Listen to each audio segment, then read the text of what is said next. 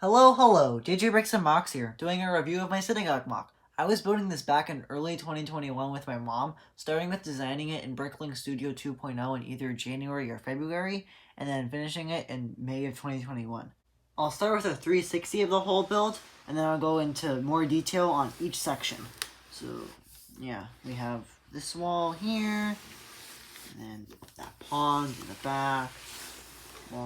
This wall is the same other one, and back to the front.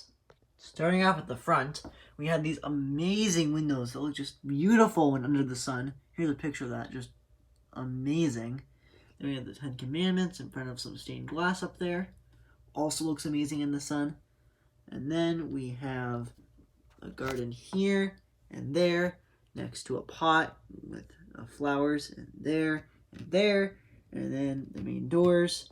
Here's a person just for size comparisons. And then 2 lampposts. And then this little awning here that can be removed. Not really a feature, it's just built like that.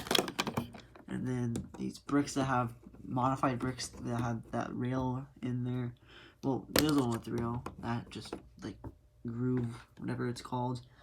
But yeah, and then there's those pieces up there for the trim. Those pieces that were introduced from the Hogwarts castle. I forgot what they are, but they're there. And then we have some aqua blue teal, whatever color it is, along the side. And yeah, that's it for the front. Just here's the side. I should say sides because they're the same. Some windows up here, and then some details there. And then the back, there's this little pond with flounder from The Little Mermaid. And then this is just a bunch of, it's not bricks, it's some tiles. And then there's some studs thrown in there that are loose. And there's some that are actually down, like connected. And then there's those 2 golden leaves. Some plants back here. And then there's these things all over the place. And more windows here. And yeah, it's just mirrored. Now I'll go through the interior, but to get to the interior, I have to take the roof off. So here's the roof. And I'm going to take that off. These usually come off. These things on the edges, which just go here. There's these gaps here because these are just attached to some clips. So you can see, camera focus. So there's gaps and these usually just sag down like that. Not good. And then these come off by themselves. And that's a good look at the interior. If the camera focuses. Wow. Camera. So this room, pretty much empty. There's nothing in this room, just some chairs. And there's this door to get out. And this window so you can look in at the chairs and this floor pattern. And there's this hallway, all these columns, and the actual interior of the synagogue I based it off looks a lot like this with these pillars, which can be removed, which is not good, because that happens a lot. I knocked so many of these over when I was originally building this. It's just really annoying. And then that is the railing. And then there's this dude, which is one of the, like, 3 people that's actually well-dressed for this place. And then the stairs, which have, a little flower, this telescope, and then a jewel. You can walk down the stairs. That's what the entrance looks like with that pattern. And I'm going to take off the 2nd floor now. 2nd floor coming off.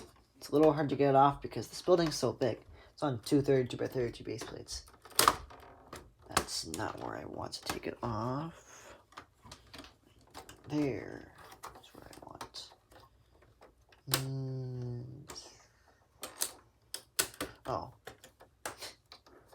All that happened is a major flaw in the build.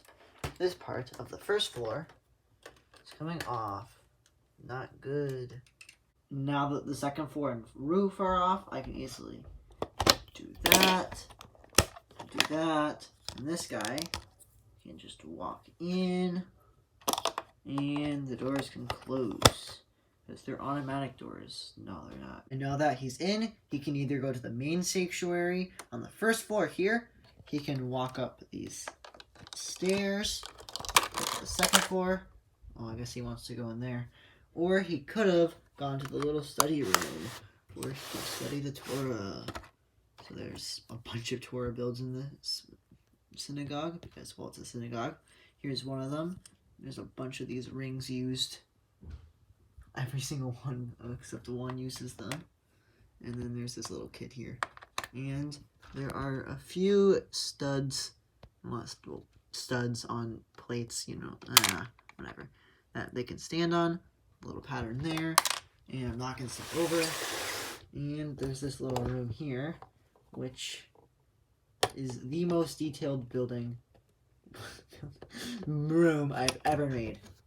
Look at all that detail in there. It can be a bathroom. It can be a little storage room for all the janitor stuff. I don't know.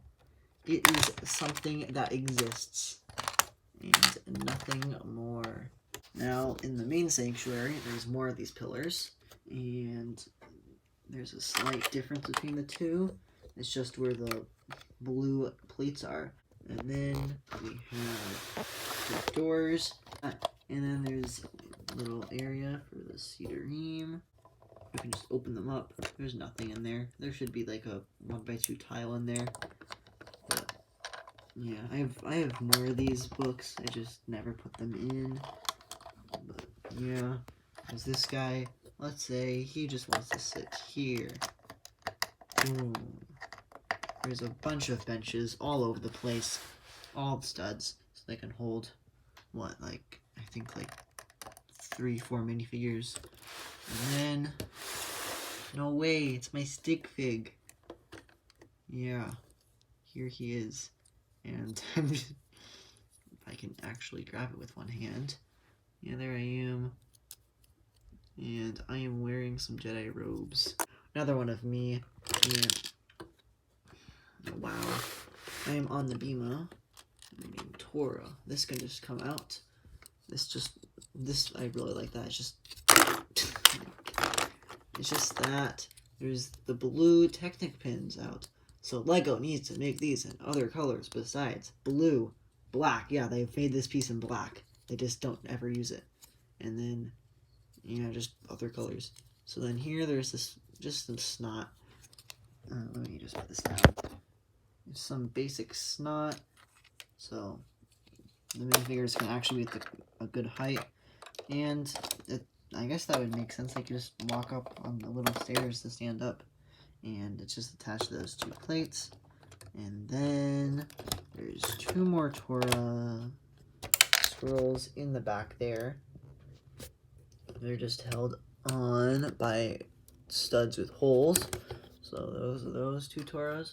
And then there's this Torah, which is kind of fancy. Just is really chunky. That is pretty much it. There's also the Mir Tamid here.